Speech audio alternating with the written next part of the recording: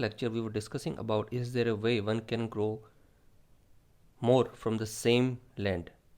And the answer is absolutely yes, because facts हमें यही बोल रहे हैं कि we are growing total fruit grains with 5 times more capacity. तो ऐसा कैसे हुआ? देखिए, ये जो बंदा आपको दिखाई दे रहा है, ये आपको लग रहा होगा शायद कोई हॉलीवुड डायरेक्टर और एक्टर होगा, but no, he is he was the most famous agriculture scientist ever born on earth, Norman E Borlaug. और मैं आपको बता दूं, ये एक नोबल प्राइज़ विनर है। 1970 में इन्हें नोबल प्राइज़ मिला था for is excellent tremendous astonishing work in agriculture. पहले हम इनका एक थॉट देख लेते हैं, जिससे आपको इनकी मेंटेलिटी का पता चलेगा। Almost certainly, however the first essential component of social justice is adequate food for all Mankind. इनका कहना था कि हम जस्टिस की बात करते हैं, social justice, economic justice, but ये सारी चीज़ें बाद की हैं। सबसे पहला जस्टिस अगर आपको लोगों के साथ, इंसानियत के साथ, ह्यूमैनिटी के साथ करना है, तो क्या करना है? हमें पहले तो लोगों को भरपेट खाना देना पड़ेगा। ये एक अमेरिकन साइंटिस्ट थे, एग्रीकल्चर रिसर्चर थे, यूएसए के सिटीजन थे, एंड इन्होंने मैक्सिको में इन 1940s मैक्सिको में वीट के ऊपर बहुत रिसर्च किया। और due to only his hard work and research, क्या हुआ? उसका रिजल्ट क्या होता है कि हमें ऐसी क्रॉप्स मिलना शुरू हो गई जो क्लाइमेट प्रूफ थी, जिनमें डिजीज़ रेजिस्टेंट बहुत हाई लेवल का था, जिनकी यील्ड बहुत हाई यील्डिंग थी, ज़्यादा प्रोडक्शन होता था, एंड जो जिनकी साइज़, जो total size of the crop है, वो बहुत बड़ी होती थी। तो ये एग्रीकल्चर की फील्ड में इन्होंने बहुत सारे एक्सपेरिमेंट्स किए, and only due to his experiments, और इन्होंने ये एक्सपेरिमेंट्स, नॉर्मन बोरलॉग ने ये एक्सपेरिमेंट्स बहुत ही कम एज में इन हिज 20s शुरू कर दिए थे, और अपनी 40s तक आते आते इसने वो एक्सपेरिमेंट शुरू किए जिसकी बदौलत आज की दुनिया में कई 100 करोड़ लोगों का पेट भर रहा है। शायद ये इंसान नहीं होता तो कोई और होता, और शायद कोई भी नहीं होता। ये कहा जाता है कि ये उन चुनिंदा सुपर हीरोज़ में है जिसके बारे में लोग काफ़ी कम बात करते हैं। अब एक सुपर हीरो और है हमारे बीच में, ये हैं भाई इंडियन साइंटिस्ट एम.एस. स्वामीनाथन। जैसे नॉर्मन बोरलॉग को कहा जाता है फादर ऑफ ग्रीन रेवोल्यूशन, वैसे स्वामीनाथन जी को कहा जाता है father of green revolution in India. ये वो इंसान थे जिसने 1960s में जो प्रोडक्शन स्टार्ट हुआ था, जो इंडिया में ग्रीन रेवोल्यूशन का प्रोसेस स्टार्ट हुआ था, उसमें एक लीडिंग रोल प्ले किया था। He was the leading scientist who led India towards self sufficiency in agriculture production. और इनको जो अवार्ड्स मिले हैं, उनमें जो सबसे बड़ा लेटेस्ट अवार्ड मिला है वो पद्म विभूषण मिला है। और मेरा मानना है कि ऐसे इंसान को तो भारत रत्न डेफिनेटली मिलना चाहिए। जो काम सचिन तेंदुलकर ने हमारे देश के लिए, खेल के लिए किया है, उससे भी बड़ा काम इन्होंने इंडियन एग्रीकल्चर के लिए किया है। तो आप इन दो पर्सनैलिटीज़ के बारे में, M S. Swaminathan and Norman Borlaug, इनके बारे में आप थोड़ा बहुत इंटरनेट से सर्च करें। अब मैं आपको एक छोटा सा पुराना ग्राफ है, इससे ये आपको दिखाता हूँ और आपको बताता हूँ कि ग्रीन रेवोल्यूशन का क्या इम्पैक्ट पड़ा। फिर ग्रीन रेवोल्यूशन क्या है उसकी बात हम बाद में करेंगे। ये देखिए, आप इस एरिया को देखिए, ये जो आपको लाइन है, ये लाइन शो कर रही है grain production, food grain production. तो ये लाइन आप ज़्यादा नहीं, ओनली 1970s तक की देख लीजिए, 75 तक की देख लीजिए, 1963 से लेके। तो आप इस लाइन को देखेंगे तो एक कॉमन चीज़ आपको ये मिलेगी कि हमारा फूड ग्रेन प्रोडक्शन अचानक से बढ़ना शुरू हो गया, जो एकदम ऊपर ही बढ़ता गया और इसके आगे और ऊपर चला गया। अब ये नीचे वाली डॉट वाली लाइन देखिए, ये है फूड ग्रेन इंपोर्ट्स। पहले हमें हमारे रिक्वायरमेंट का एक बड़ा हिस्सा फॉरेन कंट्रीज, स्पेशली यूएसए से इंपोर्ट करना पड़ता था, because till a few year backs USA was the biggest producer of rice and wheat. दोनों का बिगेस्ट प्रोड्यूसर था। तो हमें इनसे ये फूड ग्रेन प्रोडक्शन हमें लेना पड़ता था, कि जो हमारे यहाँ पे कम होता था, तो उस डिफरेंस को कवर अप करने के लिए इंपोर्ट करना पड़ता, जो 1990s के बाद में ऑलमोस्ट नील हो गया है। तो ऐसा हुआ ग्रीन रेवोल्यूशन की वजह से। अब भाई ग्रीन रेवोल्यूशन में क्या था और इसके कंपोनेंट्स क्या थे? तो भाई ग्रीन रेवोल्यूशन के अंदर क्या था कि हमने कुछ पर्टिकुलर क्रॉप्स को लिया, जैसे एक इंडिया में राइस एंड वीट के ऊपर फोकस किया गया in initial stage, rice and wheat, और हमने इनकी जो जीन्स थे उसमें कुछ ऐसा चेंज किया, और हमने ऐसे अच्छे अच्छे क्वालिटी के सीड्स लिए, और साथ में कुछ और भी ऐसी चीज़ें की जिसकी वजह से सेम साइज़ ऑफ लैंड पे अब हमें प्रोडक्शन बहुत ज़्यादा मिलता था। हमने ऐसे सीड्स डेवलप किए जो डिफरेंट सीजन्स के अंदर हमें क्रॉप दे सकते हैं। ऐसे राइस के सीड्स डेवलप किए हमने जो साल में 2 बार 3 बार हमें प्रोडक्शन दे सकते हैं। अब देखते हैं इसके मेन कंपोनेंट्स क्या हैं। ग्रीन रेवोल्यूशन का मतलब है सीधा सा कि भाई रेवोल्यूशन का मतलब क्या होता है? ये sudden change, sudden radical great change in anything. तो भाई ग्रीन वर्ड लिया गया है भाई एग्रीकल्चर से। भी एग्रीकल्चर में जो सडन ग्रेट हिस्टोरिकल चेंजेस हुए उसको हम ग्रीन रेवोल्यूशन कहते हैं, और ये इंडिया में 1960s में शुरू हुआ और इट वाज हाईली सक्सेसफुल। अब देखिए मॉडर्न फार्मिंग मेथड, इसके अंदर जो मेन कंपोनेंट था वो था मॉडर्न फार्मिंग मेथड्स। सबसे पहले HYV seeds, high yielding variety seeds, ये इसका फर्स्ट कंपोनेंट था। अब हाई यील्डिंग वैरायटी सीड्स क्या करते हैं? मोर प्रोडक्शन। भाई पहले जहाँ पे जितने साइज़ ऑफ लैंड पे हमें 100 kg प्रोडक्शन मिल रहा था, अब हमें पहले 200 kg, फिर 300 kg, 350 kg, 400 kg मिलना शुरू हो गया। देन फर्टिलाइज़र्स, ये सेकेंड कंपोनेंट है। भाई फर्टिलाइज़र्स की रिक्वायरमेंट क्यों पड़ी? ये एक तरीके से सॉइल को न्यूट्रिशन प्रोवाइड करने के लिए था। जैसे हम कॉम्प्लान, हॉर्लिक्स, बूस्ट या फिर बादाम, काजू बादाम या इस तरह की एक्स्ट्रा चीज़ें खाते हैं, मिल्क लेते हैं, तो वो न्यूट्रिशन को फुलफ़िल करने के लिए होता है। या फिर हम मल्टीविटामिन कैप्सूल्स भी कभी कभी डॉक्टर हमें लिख देता है। तो ये था कि सॉइल की फर्टिलिटी को इंक्रीज़ करने के लिए हमने फर्टिलाइजर्स डालने शुरू किए। Then pesticides. भाई अगर आपको क्रॉप को किसी को बचाना है तो आपको सिर्फ एक सिंगल साइड की तरफ नहीं सोचना पड़ेगा कि कैसे प्रोडक्शन बढ़ाएं। बढ़ा हुआ प्रोडक्शन भी तो डैमेज हो सकता है, तो to protect the damage from the pest, जो बीमारियां होती हैं उससे बचाने के लिए हमने पेस्टिसाइड यूज़ किया। और ये केमिकल्स ही हैं वैसे देखा जाए तो सारे के सारे। वैसे तो हमारी बॉडी ही केमिकल से बनी है, बट ये आर्टिफिशियल केमिकल्स हैं। और क्या हुआ? Farm machinery. भाई जब ज़्यादा प्रोडक्शन हो रहा है बड़े एरिया के ऊपर, हम fertilizers, pesticides, high yielding variety seeds use कर रहे हैं, तो फिर क्या होगा? हमें फार्म मशीनरी भी चाहिएगी। अब फार्म मशीनरी के साथ दो प्रॉब्लम थी। पहली प्रॉब्लम तो थी ये बहुत ही हाईली प्राइस्ड थी, हाईली प्राइस्ड। देन इसको रन करने के लिए आपको डीजल चाहिएगा, ये भी भैया इसकी प्राइस भी हाई थी। तो गवर्नमेंट ने क्या किया? फार्म मशीनरी जैसे ट्रैक्टर, हार्वेस्टर, इनको कम प्राइस पे लोगों को प्रोवाइड करवाया। डीजल की प्राइस कम रखी। आप देख रहे हैं लास्ट फ्यू ईयर्स में पेट्रोल डीजल की प्राइस का डिफरेंस काफ़ी कम हो गया है। तो डीजल की प्राइस कम इसलिए रखी ताकि किसान जो है, क्योंकि बड़ी हैवी मशीनरी होती है वो डीजल से ही चलती हैं ज़्यादातर, देखिएगा आप। तो डीजल की प्राइस ज़्यादा होने पे तो आप मशीनरी यूज़ ही नहीं कर पाएंगे, बिकॉज़ वो आपको उतना बेनिफिट नहीं मिलेगा, कॉस्टिंग हाई हो जाएगा। तो to maintain the cost of production low, government ने क्या किया? डीजल की प्राइस कट कर दिया, या उसको हम कहते हैं सब्सिडी देना। सब्सिडी का मतलब है आप मार्केट में गए, पॉकेट में आपके 70 रुपीज़ हैं, आपको एक ऐसी चीज़ खरीदनी है जिसकी प्राइस 90 है। गवर्नमेंट को पता चल गया कि भाई लोगों की पॉकेट में 90 नहीं 70 है, तो गवर्नमेंट आपको क्या कहेगी? चलो भाई 20 या 30 रुपीज़ हम आपके माफ़ कर देते हैं, और ये 20-30 रुपीज़ कंपनी को हम आपकी तरफ से पे कर देंगे। इसे कहते हैं सब्सिडी। असल में ये इसको आप फ्री नहीं कह सकते, इसको डिस्काउंट नहीं कह सकते, क्योंकि आपकी साइड से किसी ने इसको पे किया है, ये छूट नहीं है, ये सब्सिडी है। जो ऑफिशियल डिस्काउंट होता है फ्रॉम द गवर्नमेंट साइड, इसको सब्सिडी कहते हैं। Then canals. अब देखिए जो भी ये हाई यील्डिंग वैरायटी सीड्स थे, इनकी खास बात थी कि इनको वाटर बहुत ज़्यादा चाहिए था। वाटर गजलिंग क्रॉप्स थी ये, भाई वाटर बहुत चाहिए।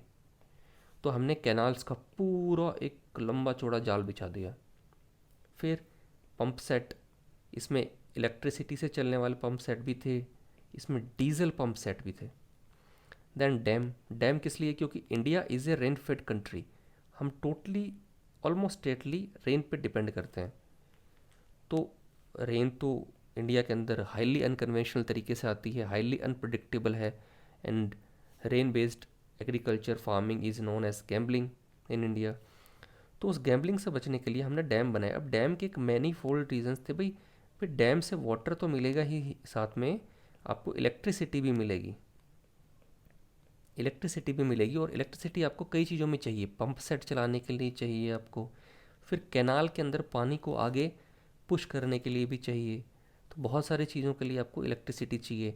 देन इलेक्ट्रिसिटी आपको फर्टिलाइज़र प्रोड्यूस करने के लिए, पेस्टिसाइड प्रोड्यूस करने के लिए भी चाहिए। तो ये सारी चीज़ें इन्होंने ग्रीन रेवोल्यूशन को पॉसिबल बनाया इंडिया में। इसके अलावा कुछ और चीज़ें भी हैं। For example electricity subsidy. इसका मतलब क्या है भाई? आपने बिजली कंजप्शन किया 10,000 rupees per year, but because you are a very poor farmer, अगर आप 10,000 हर साल बिजली के ही दे देंगे तो आपके पास last remaining amount will be very low. तो गवर्नमेंट क्या करने लग गई काफ़ी स्टेट्स में, specially in the poor harvesting seasons, जैसे मान लो 2020 में या 19 में किसी एरिया में हार्वेस्टिंग अच्छी नहीं हुई, खेती अच्छी नहीं हुई, तो गवर्नमेंट ने बोला भाई हम आपके पिछले एक साल के बिजली के बिल माफ़ कर देते हैं। तो ये 10,000 एक तरीके से फार्मर की इनकम ही होती है। तो इसने भी ग्रीन रेवोल्यूशन को पॉसिबल बनाया। देन इजी क्रेडिट, देखो ये बहुत बड़ी चीज़ है। Easy availability of credit is the mother of all kinds of innovations and discoveries. हाथ में पैसा होगा तो इंसान बहुत सी चीज़ें ट्राई करता है, सीखता है, रिस्क लेता है और नई चीज़ें करता है, बेटर इनोवेशंस करने की ट्राई करता है। तो हमने थ्रू बैंक्स, कोऑपरेटिव सोसाइटीज़, ठीक है, through other financial institutes try to give easy soft loans, easy credit to किसान फार्मर्स। इजी क्रेडिट का मतलब होता है जिसमें इंटरेस्ट रेट बहुत लो होती है, ये होता है इजी क्रेडिट। अब ये जो ग्रीन रेवोल्यूशन शुरू हुआ, जिसमें हम बहुत अच्छी क्वालिटी के सीड्स यूज़ करके, फर्टिलाइज़र यूज़ करके, पेस्टिसाइड यूज़ करके, फार्म मशीनरी यूज़ करके, इरिगेशन फैसिलिटी की हेल्प से हम प्रोडक्शन बढ़ा रहे थे, तो इसका फ़ायदा किसे मिला? इसका फ़ायदा मिला इनिशियली इस एरिया को, Punjab, Haryana and western UP.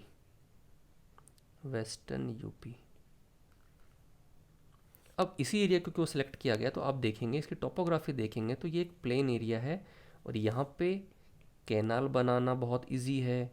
It's very easy to use heavy advance machinery, heavy machines को यूज़ करना बहुत इजी है, रोड बनाना इजी है, and it was the traditional wheat producing area of our country. तो सबसे ज़्यादा फ़ायदा अगर किसी एरिया को मिला है तो वो पंजाब, हरियाणा एंड वेस्टर्न उत्तर प्रदेश हैं, जिन्होंने ग्रीन रेवोल्यूशन का फ़ायदा उठाया है। अब नेक्स्ट टॉपिक है, विल द लैंड सस्टेन। इसको हम ये भी कह सकते हैं negative outcomes of the green revolution. तो अब इसके क्या नेगेटिव आउटकम्स हैं? सबसे पहला, decline in ground water level. कैसे भाई? Because the modern high yielding variety seeds required more water. देखो प्रोडक्शन ज़्यादा होता है no doubt, but it also require high water at the same time. तो आप लगातार 30-40 ईयर्स तक ऐसा करेंगे कि आप ज़्यादा पानी दे रहे हैं खेतों में, साल में 3-3 बार क्रॉप उगा रहे हैं, तो क्या होगा, एक लेवल के बाद ग्राउंड वाटर लेवल डिक्रीज़ हो जाएगा। Then loss of traditional seeds, इसका महत्व लोगों को अब जाके कुछ कुछ समझ में आना शुरू हो गया है। देखिए ट्रेडिशनल सीड क्या होते थे? ट्रेडिशनल सीड की खास बात थी, लो प्रोडक्शन होता था, low level of fertilizers use करने पड़ते थे, ठीक, जो पेस्ट है वो इजीली अटैक कर देते थे इनके ऊपर, पहले ये माना जाता था। लेकिन आजकल ये माना जाता है कि बीमारियों से इनमें लड़ने की क्षमता कहीं ज़्यादा थी। तो वो हमने यूज़ करना ही बंद कर दिया है। अब आप कहेंगे इसमें नुकसान क्या है? देखिए नुकसान क्या है, जो हाई यील्डिंग वैरायटी सीड्स हैं और traditional seeds. High yielding variety seed में आप 100 रुपीज़ खर्च करके जहाँ पे इजीली 1000 रुपीज़ कमा सकते हो, तो ट्रेडिशनल सीड में आपको पैसे कम खर्च करने पड़ेंगे, 30 रुपीज़ खर्च करने पड़ेंगे, और आपको इनकम भी कंपेरेटिवली कम होगी। ठीक है, हो सकता है वन इतनी ही हो। तो हमारी जो ग्रोइंग डिमांड्स हैं उसके हिसाब से सूटेबल तो हाई यील्डिंग वैरायटी सीड्स है। But once if we will become self sufficient in agriculture production, तो शायद हम ट्रेडिशनल सीड्स की तरफ लौटना चाहें, बिकॉज इट सेव्स वाटर। पानी बहुत कम चाहिए होता है, बहुत कम।